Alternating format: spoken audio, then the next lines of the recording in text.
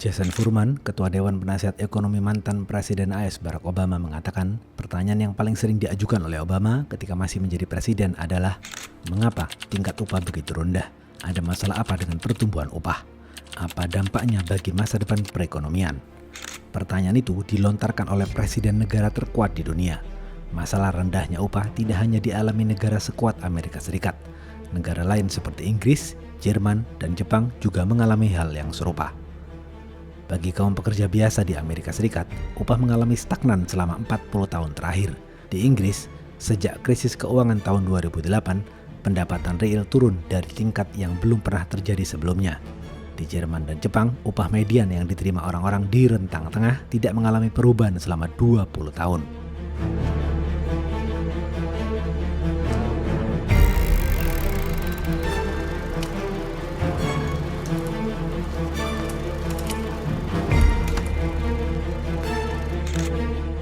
Dengan berjalannya pemulihan ekonomi di Amerika Serikat dan Inggris, tingkat pengangguran turun secara drastis di bawah 5%. Dari sisi ini, nampaknya penyerapan tenaga kerja telah pulih. Biasanya, pasar tenaga kerja yang sehat membawa lebih banyak kesempatan kerja dan upah yang lebih baik. Tetapi anehnya, upah tidak bertumbuh sama kuat. Hal seperti ini berlawanan dengan prediksi model pasar tenaga kerja yang kompetitif. Dalam teori ekonomi, pekerja dibayar sesuai nilai output mereka. Seharusnya upah tidak rendah saat ekonomi bertumbuh karena terdapat penambahan permintaan terhadap barang yang mereka produksi. Di dalam teori ekonomi neoklasik, terdapat konsep yang dinamakan kompetisi yang sempurna. Kompetisi yang sempurna adalah pasar yang memiliki banyak penjual dan pembeli dan produk yang dijual bersifat homogen. Seorang ekonom wanita bernama Joan Robinson tidak setuju dengan konsep itu. Menurut Joan Robinson, konsep kompetisi yang sempurna berfungsi baik untuk menyelesaikan rumus matematis, tetapi konsep itu tidak mencerminkan cara kerja dunia yang sebenarnya. Robinson menolak gagasan kompetisi yang sempurna. Robinson mencoba menjelaskan bagaimana ketidaksempurnaan bisa menyebabkan perbedaan upah dan penyerapan tenaga kerja yang terjadi di pasar. Lewat teorinya, Robinson mengubah mekanisme penentuan harga dan upah. Ia menganalisis penentuan harga dalam kondisi monopolistik, yaitu ketika kekuatan monopoli mendominasi dan pasar yang kompetitif berada dalam keadaan tidak sempurna. Dengan kata lain, pasar tidak dipenuhi badan-badan usaha yang terlalu lemah untuk mempengaruhi industri, harga barang, dan upah pekerja. Ketika kompetisi tidak sempurna, pekerja menerima upah lebih rendah dari nilai tenaga mereka di pasar. Robinson juga mengatakan bahwa ekonomi neoklasik ataupun ekonomi Keynesian tidak bisa menjelaskan hasil-hasil ekonomi jangka panjang. Namun, ia yakin bahwa konsep ekonomi dari Keynes lebih berpotensi. Dalam salah satu buku Robinson yang diterbitkan pada tahun 1956 yang berjudul The Accumulation of Capital, Robinson menyajikan teori bagaimana akumulasi modal dalam suatu perekonomian terdiri atas investasi swasta dan pemerintah bisa berubah seiring berjalannya waktu. Melalui konsep ini, Robinson mencoba menerangkan lebih jelas bagaimana dinamika pertumbuhan dalam jangka panjang. Robinson mengatakan, bidang ekonomi dibentuk oleh teknik-tekniknya sendiri.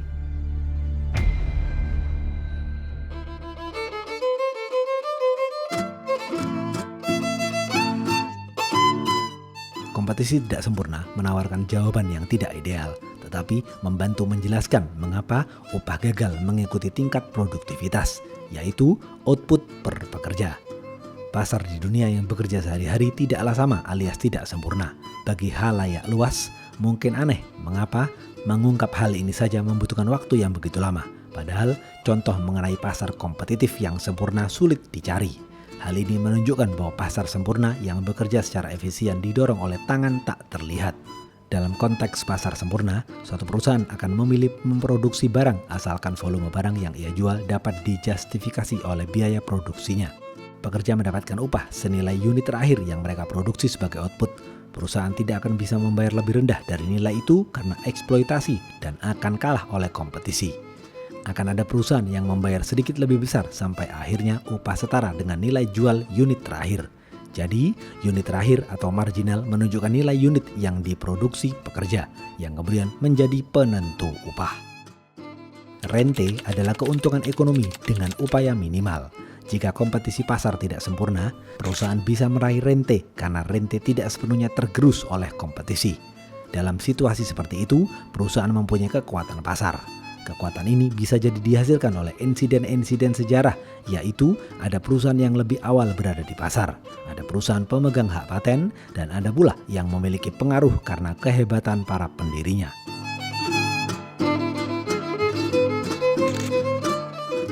Teori monopsoni adalah teori ekonomi yang menjelaskan keadaan pasar di mana ada banyak penjual, tetapi hanya ada satu pembeli atau kelompok pembeli yang menguasai pasar.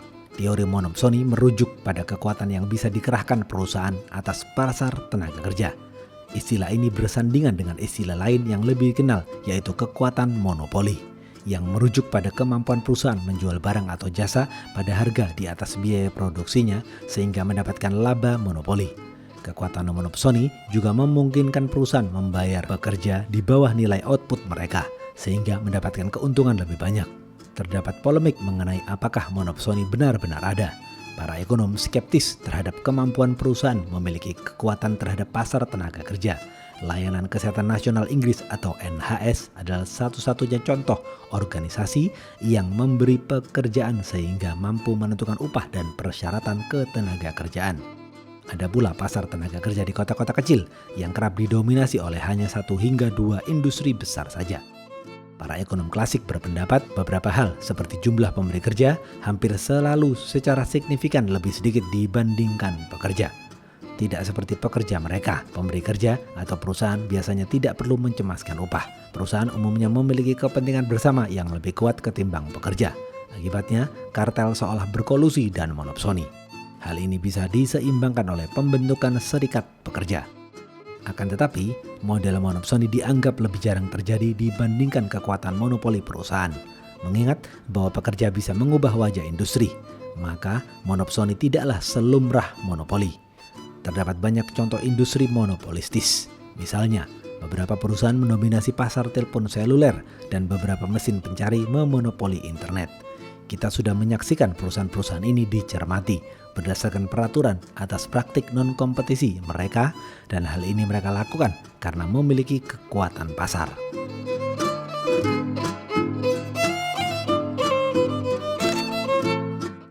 Jika terdapat ketidaksempurnaan di pasar tenaga kerja yang membuat pasar itu tidak kompetitif sempurna, maka ketidaksempurnaan itu bisa mengarah pada perbedaan tingkat upah. Hal ini bisa terjadi karena pekerja tidak homogen, saling tergantikan. Sebagai contoh, kemauan kerja masing-masing orang berbeda-beda, dan hal ini dikenal sebagai elastisitas suplai tenaga kerja. Kerja purna waktu versus kerja paruh waktu juga merupakan contoh baik mengenai seberapa jauh tenaga yang bisa diberikan seseorang kepada pasar ketenaga kerjaan. Seorang perempuan dengan tanggung jawab mengurus anak misalnya, mungkin hanya dapat melakukan pekerjaan paruh waktu.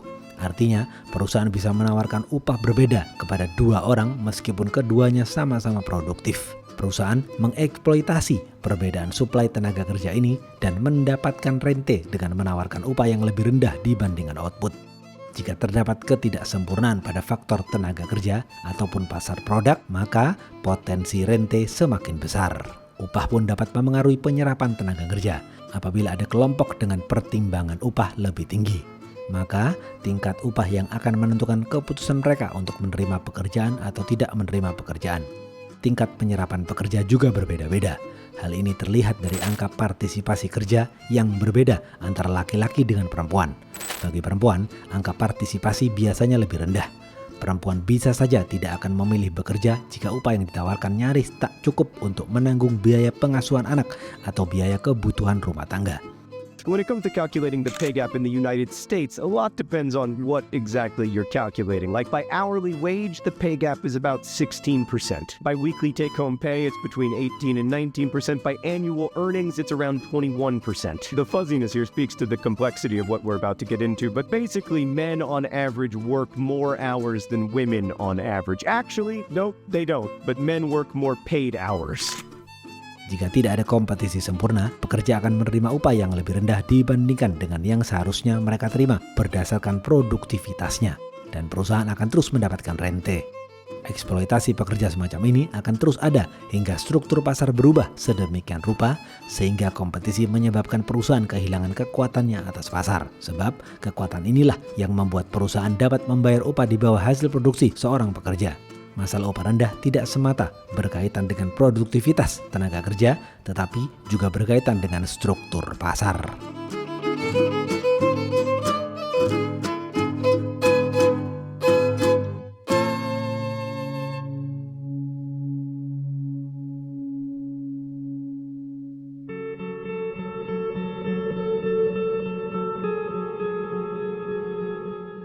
Pasca Perang Dunia II, dunia mengalami era yang disebut sebagai era masa kecemasan pertumbuhan ekonomi. Setelah itu, terjadi krisis minyak pada tahun 1970-an. Pertumbuhan upah pun melambat di seluruh penjuru dunia.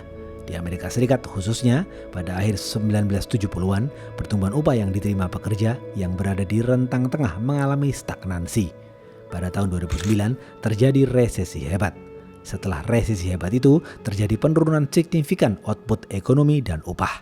Beberapa negara, khususnya negara ekonomi berkembang, bertahan dengan baik sebelum maupun setelah krisis. Beberapa negara itu seperti Tiongkok dan India. Pertumbuhan Tiongkok sejak tahun 1979 telah menghasilkan peningkatan upah sebesar 2 digit, termasuk dalam masa setelah krisis. Banyak perekonomian berkembang yang sedang mengalami masa industrialisasi, sehingga pertumbuhan upah tidak terlalu bermasalah dibandingkan dengan negara perekonomian maju.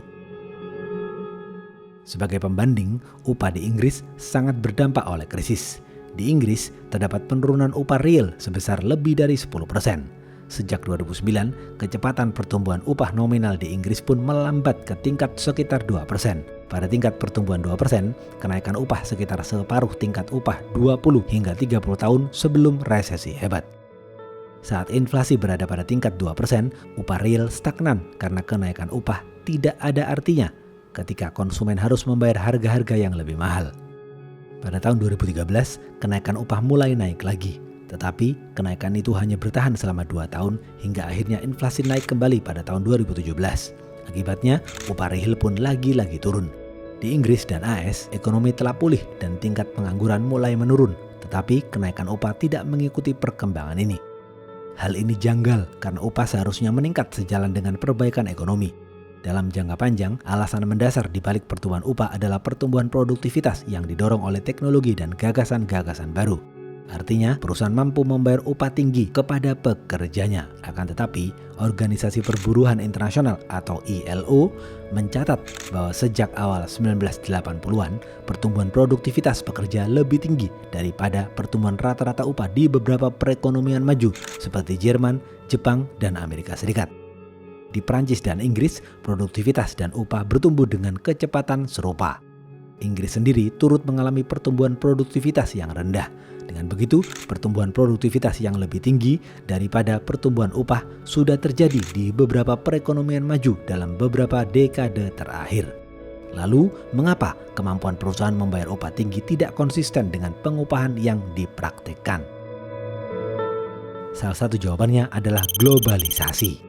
Salah satu contoh globalisasi adalah penyatuan Jerman Barat dan Jerman Timur pada tahun 1990. Tenaga kerja yang lebih murah di Jerman Timur dan tempat-tempat produksi yang lebih terjangkau di Timur Eropa menjadi sangat dekat dan membawa tantangan-tantangan globalisasi ke kawasan itu. Terdapat perbedaan upah yang signifikan antara Jerman Barat dan Jerman Timur.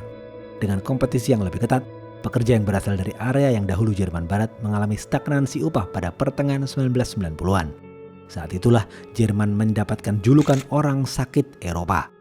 Angka pertumbuhan hanya 0 hingga 1%, sementara prospek ekonomi masih kelam. Tetapi Jerman mampu melakukan transformasi luar biasa persis sebelum resesi hebat terjadi.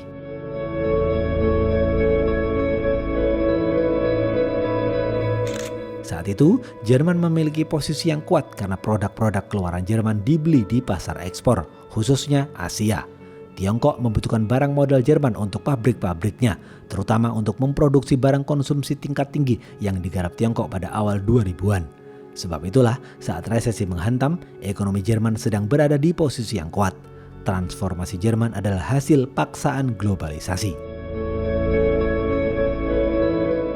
Penerimaan negara-negara Eropa Timur sebagai anggota Uni Eropa pada awal 2000-an membuat industri Jerman melakukan ekspansi ke negara-negara itu, di mana upah jauh lebih rendah. Perusahaan Jerman pun mengancam akan melanjutkan rencana relokasi jika serikat atau perwakilan pekerja tidak mau menerima penundaan kenaikan upah dan bersikap lebih fleksibel terhadap syarat-syarat ketenagakerjaan.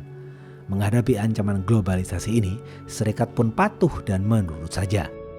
Satu perubahan penting adalah negosiasi upah yang mengalami desentralisasi dari tingkat industri dan wilayah ke tingkat perusahaan.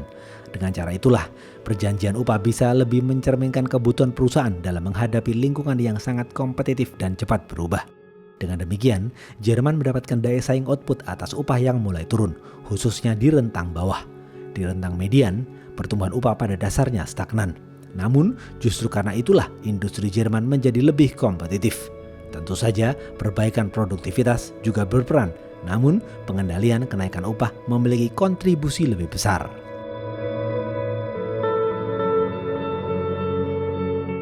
Pendekatan fleksibel antara perusahaan dan serikat membantu mempertahankan produksi barang di banyak sektor manufaktur inti Jerman dan menjaga lapangan kerja tetap di dalam negeri. Keadaan yang berbeda terjadi di negara-negara tetangga Jerman seperti Prancis dan Italia. Di sana, sejumlah pemain manufakturnya berelokasi ke negara lain. Jerman adalah negara Uni Eropa pertama yang keluar dari resesi. Setelah itu, Jerman menjadi selebritas ekonomi dengan ekspor signifikan. Tidak hanya ke Tiongkok dan negara-negara berkembang lain, Jerman juga mengekspor ke negara-negara Eropa lainnya dan Amerika Serikat. Seiring perbaikan ekonomi, tekanan terhadap upah ikut meningkat. Akhirnya, untuk pertama kalinya pada tahun 2015, Jerman memiliki aturan upah minimum. Di sisi lain, kompetisi global bukan satu-satunya faktor di balik rendahnya upah di perekonomian maju. Jepang adalah negara yang sukses berkompetisi di perekonomian global, sementara tenaga kerjanya menikmati keamanan pekerjaan seumur hidup sampai akhirnya Jepang mengalami krisis di sektor real estate pada awal 1990-an. Namun, kini terdapat fenomena di Jepang yang memperlihatkan faktor lain dalam upah rendah, yaitu kemunculan pekerjaan non-permanen atau temporer. Sebagian dari kita menyebutnya dengan pekerja kontrak. Proporsi tenaga temporer meningkat di negara-negara kaya. Organisasi Kerjasama Ekonomi dan Pembangunan atau OECD menemukan bahwa rata-rata upah pekerja temporer dibandingkan pekerja permanen bisa mencapai 50% lebih rendah. Salah satu contohnya adalah negara Spanyol.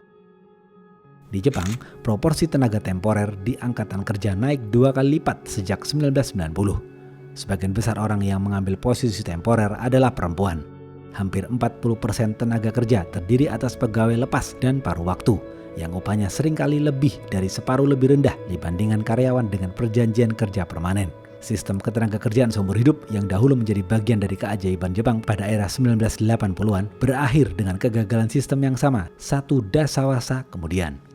Setelah krisis, perusahaan Jepang pun mencari cara untuk mendapatkan keuntungan jangka pendek, sehingga mereka memilih mengurangi ongkos tenaga kerja.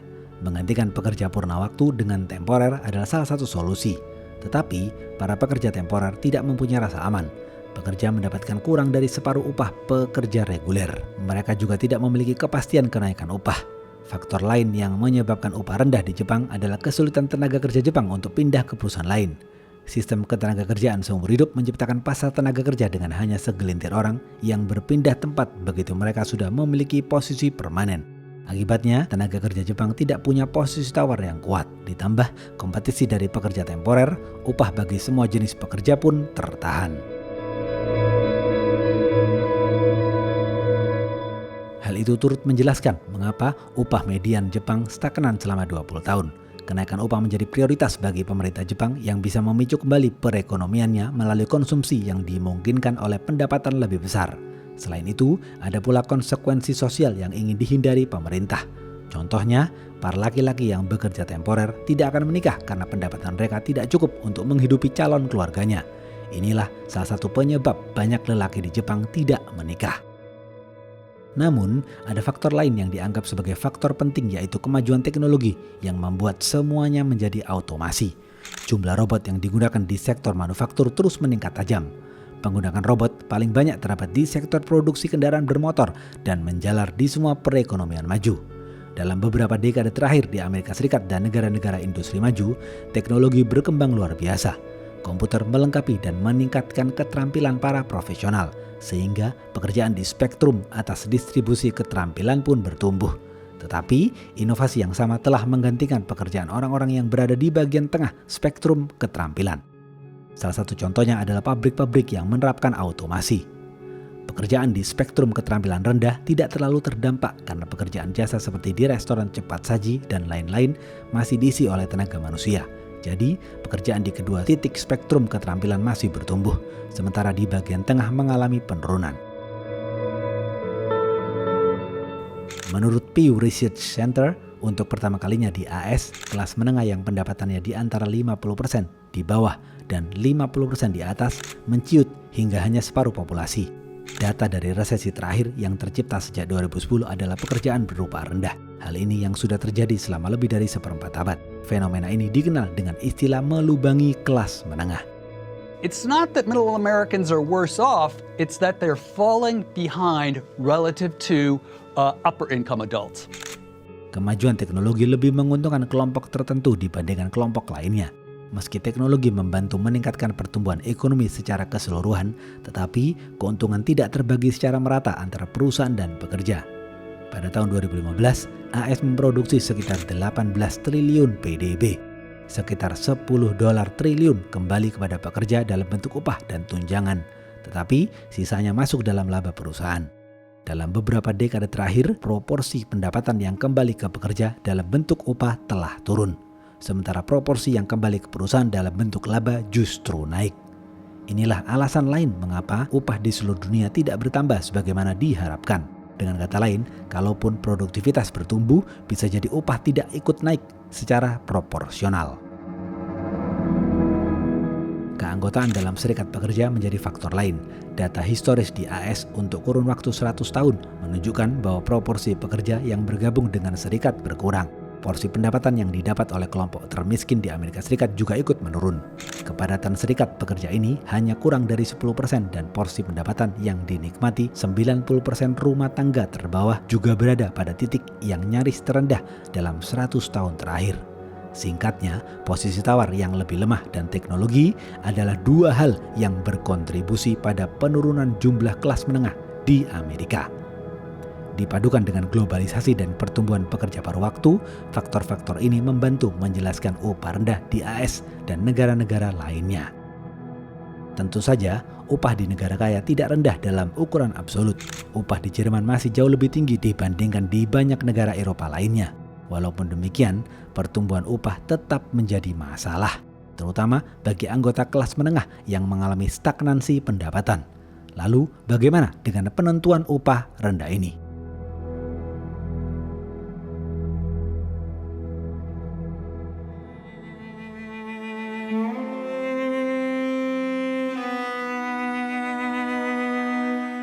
Robinson berpendapat dalam model pasar tenaga kerja, perusahaan menentukan jumlah tenaga kerja yang mereka butuhkan dengan membandingkan output dan ongkos produksi. Kemudian, memperhitungkan pendapatan bruto yang akan dihasilkannya. Setelah itu, perusahaan menetapkan kebutuhan tenaga kerja pada tingkat produk marginal yang diproduksinya sama dengan biaya marginal memperkerjakan unit tenaga berikutnya.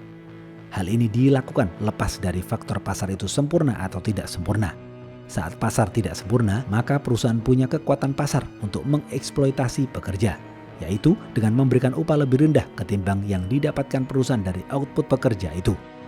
Mengingat eksploitasi ini timbul dari daya tawar yang tidak seimbang antara pekerja dan pemberi pekerja, maka salah satu cara untuk meredam eksploitasi ini adalah meningkatkan posisi tawar pekerja, misalnya melalui pembentukan serikat atau perjanjian bersama. Cara lain adalah membuat undang-undang yang akan membuat pekerja dan perusahaan lebih setara. Jerman melakukan hal ini melalui hukum yang mewajibkan representasi pekerja di jajaran direksi perusahaan. Hak-hak pekerja yang bukan anggota serikat pun perlu dilindungi. Daya tawar memang penting dalam banyak hal. Tetapi peningkatan upah melalui tawar-menawar bukan solusi tunggal bagi masalah eksploitasi. Sebab tawar-menawar dapat pula mengakibatkan pengangguran dan eksploitasi bisa terus berlangsung meskipun upah naik. Karena perusahaan dengan kekuatan pasar bisa meminta tenaga kerja dalam jumlah yang lebih sedikit. Untuk itu, sumber ketidaksempurnaan di pasar perlu dihapuskan dengan cara meningkatkan kompetisi sebagai hal yang akan menghilangkan kekuatan monopoli atau monopsoni. Di tengah pasar yang kompetitif, perusahaan yang mengeksploitasi pekerjanya akan kehilangan tenaga kerja karena mereka berpindah ke perusahaan lain dengan praktik tenaga kerja yang lebih baik. Selain itu, kompetisi tenaga kerja yang lebih ketat pun akan mencegah upah jatuh terlalu rendah. Jalan keluar bagi upah rendah adalah memperbaiki ketidaksempurnaan dalam pasar, yakni dengan memberikan regulasi yang akan meningkatkan kompetisi. Solusi ini diyakini lebih berdampak jangka panjang.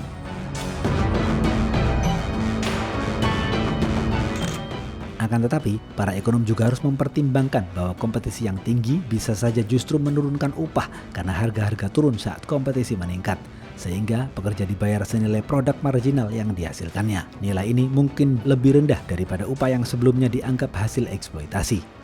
Penetapan upah minimum yang ditetapkan pemerintah juga bisa membantu mengurangi praktik eksploitasi serta meningkatkan kompetisi pasar. Organisasi Kerjasama Ekonomi dan Pembangunan atau OECD mendukung bahwa untuk meningkatkan upah bisa dilakukan dengan cara mereformasi pasar tenaga kerja agar lebih kompetitif. Pasar harus diatur agar hambatan pasar berkurang. Dengan demikian, kompetisi bisa terpicu. Hal ini telah memperbaiki kondisi tenaga kerjaan di sejumlah negara perekonomian maju dengan memungkinkan perusahaan yang berproduktif bertumbuh. Perusahaan itu pun akan menarik pekerja dari perusahaan-perusahaan yang kurang produktif. Realokasi pekerjaan memberikan manfaat kepada ekonomi sekaligus kepada pekerja dengan menyediakan peluang yang lebih baik. OECD juga memperhatikan pertumbuhan pekerja kontrak tidak tetap. Kenaikan jumlah pekerja paruh waktu adalah pengangguran tersembunyi. Di Amerika Serikat, angka pengangguran dihitung tidak hanya berdasarkan pengangguran resmi, tetapi juga berdasarkan orang-orang yang ingin dan tersedia untuk bekerja penuh waktu, tetapi terpaksa mengambil kerja paruh waktu. Setelah angka ini ditambahkan pada angka pengangguran resmi, plus jumlah orang yang bisa bekerja, tetapi tidak mencari pekerjaan. Gambaran yang diberikan angka pengangguran di AS tampak suram. Sebagaimana dijelaskan sebelumnya dalam pembahasan mengenai kenaikan pekerjaan paruh waktu di negara perekonomian maju, pengangguran tersembunyi berkontribusi pada upah rendah. Alih-alih menerima begitu saja angka pengangguran resmi, kini kita mengakui bahwa penyerapan tenaga kerja secara tidak penuh adalah pengangguran dalam bentuk lain. Pengakuan ini membantu kita mengenali tekanan-tekanan lain yang membuat pendapatan semakin turun. Saat pekerja berpindah dari pekerjaan berproduktivitas rendah ke tinggi, maka pekerja yang pindah itu seharusnya mendapatkan upah yang lebih tinggi dengan syarat pasar berada dalam kondisi kompetitif. AS pun berhasil mendapatkan gambaran angkatan kerjanya yang lebih mendekati kenyataan dan yang digunakan untuk menilai kebijakan ekonominya. Praktik ini mulai dilakukan juga oleh negara-negara lain. Kenaikan pekerjaan paruh waktu dan tantangan upah rendah adalah kendala yang dihadapi negara perekonomian maju. Kebijakan pemerintah mempunyai peran untuk mengatasi upah rendah, sepanjang pembuat kebijakan mau menelaah penyebabnya yang lebih mendalam. Eksploitasi pekerja akan terus terjadi selama perusahaan masih memegang kekuatan pasar. Akan tetapi, kekuatan monopoli tidak akan bertahan. Perusahaan apapun yang masih mendapatkan rente akan menarik perusahaan lain ke industri yang sama. Dengan kompetisi lebih tinggi, monopsoni tidak akan berlanjut. Selama masih ada kekuatan monopoli yang mengeksploitasi pekerja, mengatasi masalah jangka pendek yang dihadapi pekerja lebih penting dibandingkan menanti struktur pasar membaik dalam jangka panjang. Mengingat sudah begitu lama masalah upah rendah ini dan terus menurunnya pendapatan yang didapat pekerja. Pihak-pihak terkait harus mengambil langkah-langkah jangka pendek yang mendesak. Teori ekonomi para ekonom tidak membahas semua penyebab upah rendah, tetapi bisa membantu mengidentifikasi beberapa cara untuk menjawab pertumbuhan upah yang lambat. Tanpa analisis ekonomi yang mendalam, masalah upah rendah tidak akan terjawab. Yang terbaik yang bisa dilakukan adalah mengacu pada model-model pasar tenaga kerja yang lebih realistis. Robinson mengeluarkan pernyataan berani yang membuatnya menjadi kontroversi. Robinson mengatakan, tujuan mempelajari ilmu ekonomi bukanlah untuk mendapatkan jawaban-jawaban terhadap pertanyaan-pertanyaan ekonomi, tetapi agar kita tidak diperdaya oleh para ekonom.